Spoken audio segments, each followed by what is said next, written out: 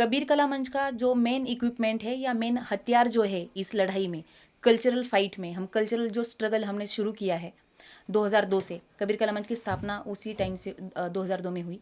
तभी हमारा स्टैंड ऐसा था कि हम कल्चरल एक वर्णवादी और एक वर्गवादी व्यवस्था के खिलाफ आवाज़ उठाएंगे। हमारे जो ग्रुप के सिंगर है, कंपोज़र है, पोएट है दीपक ढेंगले, उनको अरेस्ट हुई। उनको अरेस्ट होने के बाद हमारे ग्रुप के और एक मेंबर है सागर गोरखे, वो ग्रुप के कबीर कला मंच के अध्यक्ष भी है। वो अभी 2013 से जेल में है।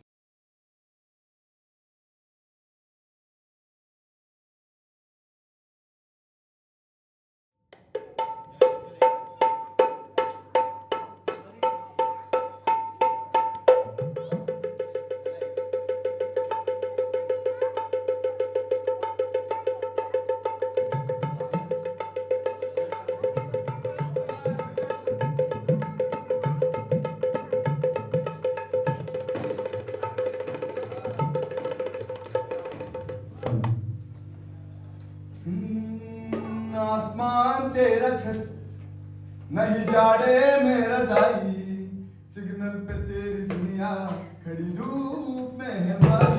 आसमान तेरा छत नहीं जाड़े मेरा जाई, सिग्नल पे तेरी दुनिया खड़ी धूप में है भाई।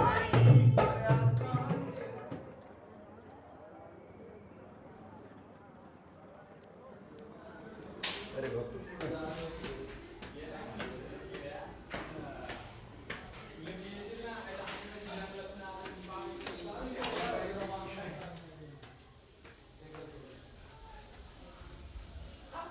हो हो ती भरून घेऊ का टाकी ही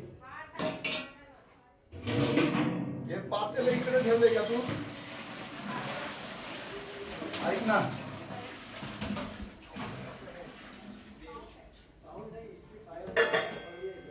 मॅडम पाणी इच्छित पाणी ते टाकायला लागेल पाणी त्याच्यामध्ये एक दोन मध्ये निर्मळचं पाणी करून. आणि पातेलंच आहे त्याचे कुठलं पातेलं आहे? ते हे काढलेले मूलतत्ववादी रूलर्स है मुस्लिम्स, उन्होंने टू साइडेड वाद्य पे टू साइडेड इंस्ट्रूमेंट पे बैन लगा दिए। तो फिर वो टू साइडेड को काट के वन साइडेड डफ बना दिए ये सूफी लोगों ने। और तब से डफ मतलब एक लड़ाई का हथियार या फिर प्रोटेस्ट का हथियार रहा है। तो डफ का ये हिस्ट्री है, जबकि डफ बजाने में आसान उसका कोई शास्त्र नहीं है। इसलिए वो पिछड़े वर्ग ने, दलितों ने, आदिवासियों ने उसको ज़्यादा अपनाया।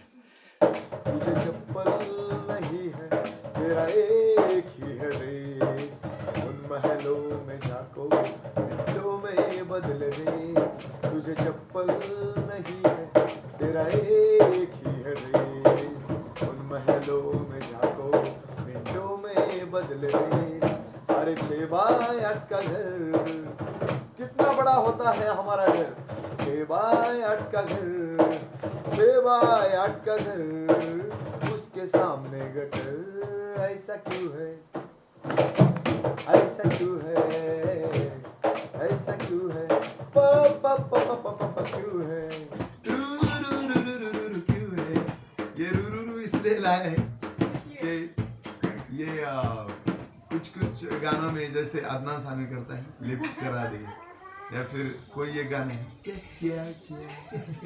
जस्ट चिल, तो ये थोड़ा अलग प्रकार पब्लिक कॉपी करने के लिए. बिल्कुल पब्लिक क्या, या फिर कोई चिल्लाता है ना ये तो हम खास करके यूथ के लिए ये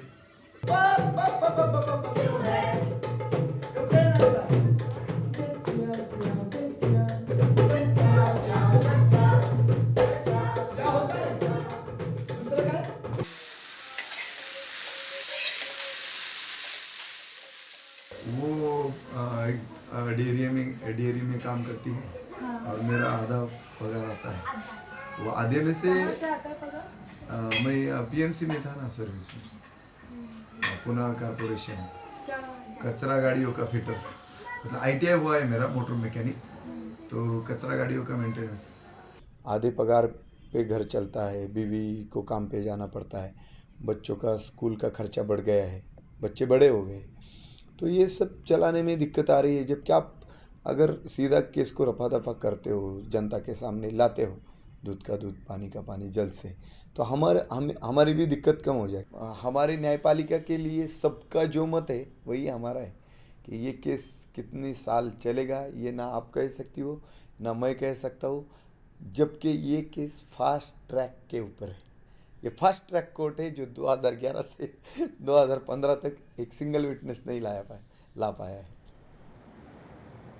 अभी ये बंदे 2.5 साल के ऊपर हो गए, उनको सेशन ने बेल नकारा, और जिस जज ने अभी सलमान खान को बेल दिया, हाँ जोशी करके, उसने हमारे बंदों का बेल नकार दिया।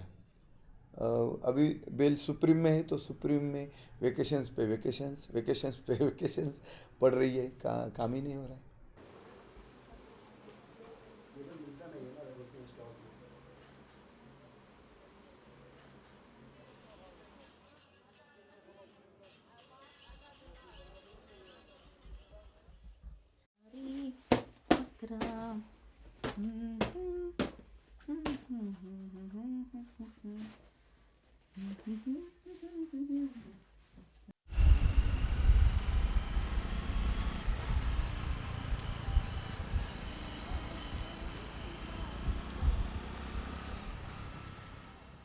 लोकांना आहे देशातल्या, आणि 90% जनता अशी उघड्यावर फिरतीये, आणि मग 10वी पास 12वी पास नाही ते MA BA करतात पोरं आणि घरी बसतात. तर यावरच शाहीर धवळा ढेंगळे यांनी एक सुंदर गाणं लिहिलेलं आहे, आसमान तेरा छत नहीं जाड़े में रजाई. खड़ी धूप में हमारी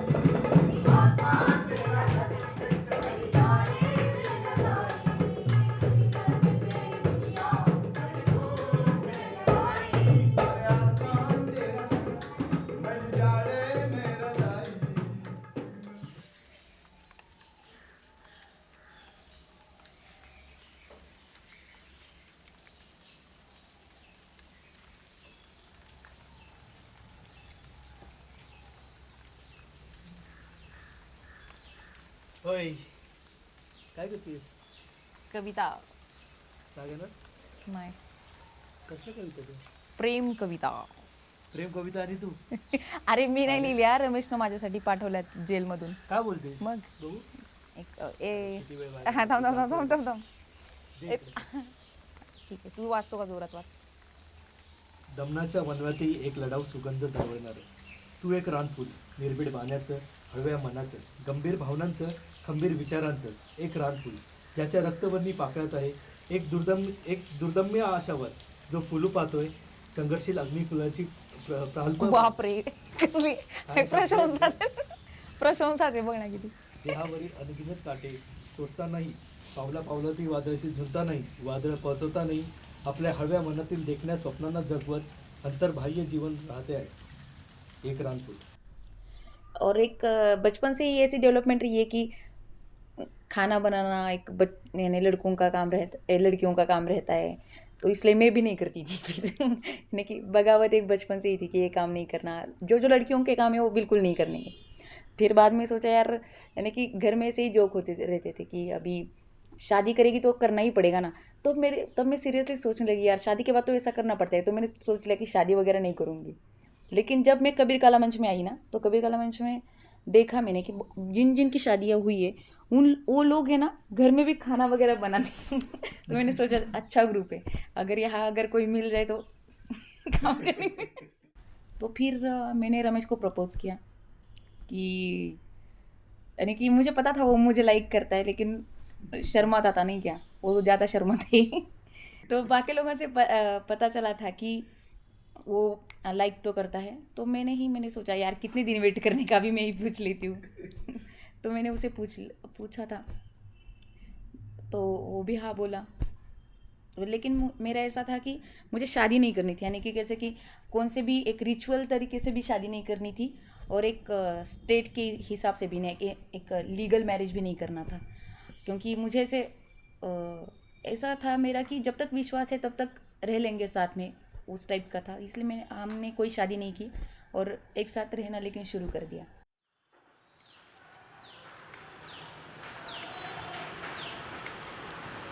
अभी मैं वो गाना गाती हूँ जो मतलब रोमांटिक गानों में जो गाने ज़्यादा फ्लैश नहीं होते, जो मूवमेंट के वो हम तो सबके सामने लाते, लेकिन उसने मेरे लिए एक गाना लिखा था।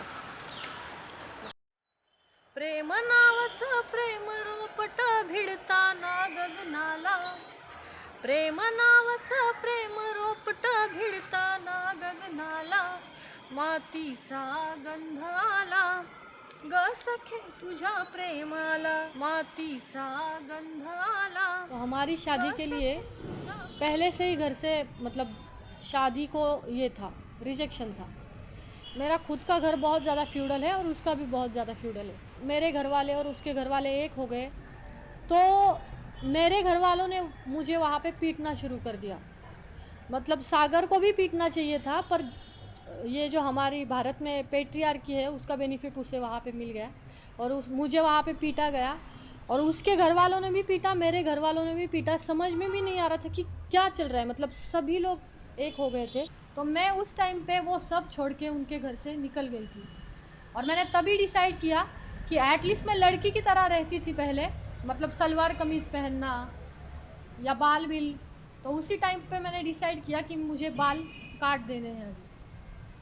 तो मैं घर आई, दूसरे दिन पार्लर गई और पूरा बॉयकट ही कर दिया कि जिस समाज व्यवस्था में महिलाओं को इतना मतलब गंदे तरीके से देखा गया है, उस समाज व्यवस्था का जो सिस्टम है कि ऐसा रहो वैसा मत रहो, वो कुछ भी स्ट्रक्चर मुझे नहीं चाहिए।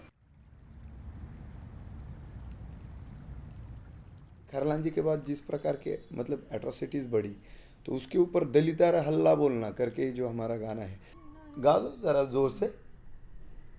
ही लोकशाही तुझी नाही र, न्याय व्यवस्था तुझी नाही र, न्याय व्यवस्था तुझी नाही रे, शासन व्यवस्था तुझी नाही रे, अरे रे रे रे रे रे, हा हा। मुझे पता नहीं, ये बहुत अच्छा एक वर्ड है, किसने बोला है कि जब स्टेट तुम्हारे ऊपर बहुत ज़्यादा रिप्रेशन करती है, दमन करती है, तो तुम्हें समझ लेना चाहिए कि तुम जनता के साइड से हो, मतलब जनता के लिए तुम काम कर रहे हो। हम इस प्रकार बोलते हैं कि कोई यार समझाए हमें कि डेमोक्रेसी क्या है। अगर ये बातें नहीं करनी है तो डेमोक्रेसी में और क्या करना है, क्या बोलना है? हमारे हक के लिए नहीं बोलना है, अधिकारों के लिए नहीं बोलना है, हमें जो लगता है उसकी बात ही नहीं करनी है। अगर वही मतलब अभी FTI का मैं ये दे रहा था एग्जाम्पल कि ये बोलना हमें नहीं, वो आदमी अगर कैपेबल नहीं है उसके खिलाफ बोल दिए तो ये डेमोक्रेटिक राइट है। हमें लगता है कि इस व्यवस्था में प्रॉब्लम है तो हमें बोलने का हक है।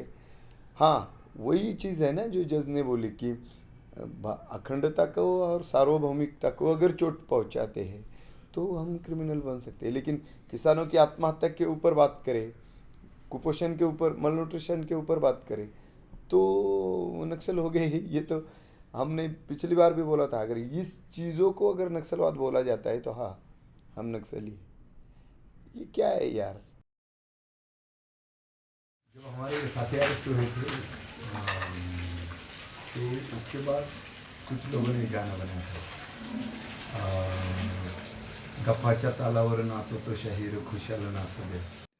गरीब पिछड़े हुए लोगों की बात बोलते हैं तो फिर भी क्यों हमें अरेस्ट किया जाता है? हम तो एक सीधे साधे लोग हैं जो कबीर वाणी बोलते हैं। कबीर जो एक्सप्लॉइटेड लोगों के खिलाफ थे, जो वर्णवादी व्यवस्था के खिलाफ थे। गप्पाच्या तालावर नाचतो शहीर खुशाल नाचू द्या, पायी घुंगरू वाजू द्या, गप्पाच्या तालावर नाचतो कबीर खुशाल नाचू द्या, पायी घुंगरू वाजू द्या, पायी लावला साखळ दंड कबीराचे